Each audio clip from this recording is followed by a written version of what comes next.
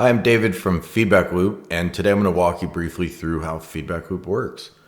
The idea behind Feedback Loop is 360 peer feedback that's extremely easy for faculty to use because we know faculty are probably sending peer feedback one, two, maybe three times a semester. You're not in it every day. So we want to make something very easy for you to use, simple, intuitive, and sleek. For students, we want to provide an experience that, yes, is easy to use, but also similar to what students will get when they're out in their career doing peer feedback in their teams. So let's dive in. Part of making Feedback Loop easy to use means having it fold into your existing tools. This works entirely within your learning management system or your LMS. And what you see here is Feedback Loop inside Canvas.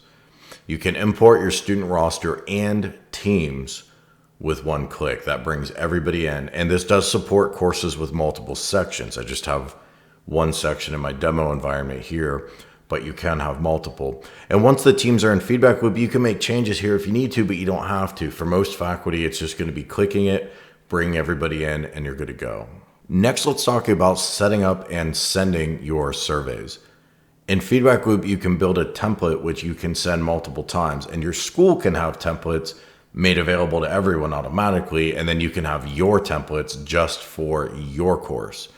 And to do that, you can build a new one, or we can take a look at one that's already here. But within a template, you have a number of options. I guess what I would point out is you can break the template up into different categories. You can have a list of teamwork-based questions, a list of the leadership-based questions. These are just examples. Your template can have whatever categories you want. You can name these whatever you wish. And when you build in your questions, these are your options for question types. We do actually have more that we'll be adding over time. But Likert scale and open-ended text are probably the two most common.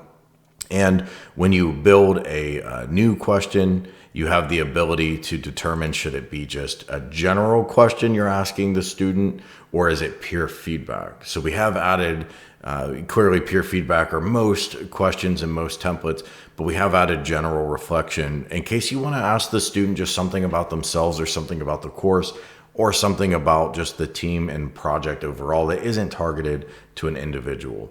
But anyway, you build your template and then you go over and create a new survey to send it. And so if I look at an example, we've got a draft survey here. Let's go ahead and view that. What you do simply is click send. You can select your template. I've already done that. Remember, you build your template and then you select it here and you hit send and you're basically done. You can view who has completed the survey. Let's look at one that's been filled out for that information. These check marks mean that person has done it. And the link button is so you can see the survey completion from that student's view, and then also you get the results. So let's look at how the student experiences the survey.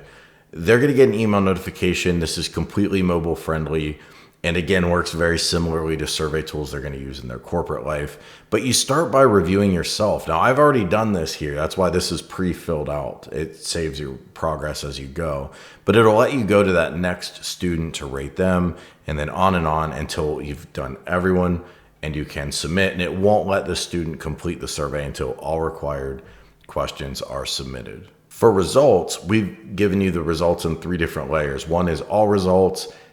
Number two is team level, and then finally individual level, and you can navigate around however you want.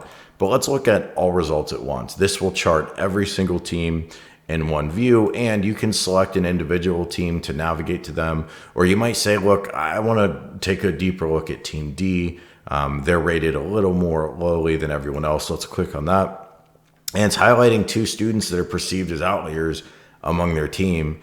In this case, because they've rated themselves a little lower and their team has rated them a little lower. So if we click on that, we can see more information. And we can see they're really struggling on two individual questions, but they don't think they're struggling because their self-score is pretty high, but their peer score is pretty low. So this might be an opportunity to spend some time with that student and get help them reflect on what they're seeing. And when I say what they're seeing, that's because you can ultimately close the survey and then you can release the results. And in this example, I've already done that. That's why this button is grayed out.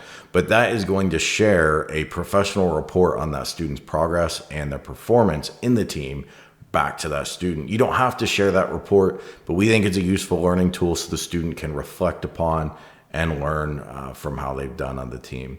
So that's the quick and dirty overview. The reality is we're building this out quite aggressively, and we're constantly adding new updates, features, and polish to Feedback Loop. So if you want to know more, you can email me, David at getfeedbackloop.com, or go to getfeedbackloop.com and you can schedule a demo there. And we can do a live discussion and see if this is a good fit for your program, whether you're a faculty with just a course or two where you need this, or you're looking to roll this out school-wide, which we've done at many schools already. Thanks for watching, and I'll talk to you soon.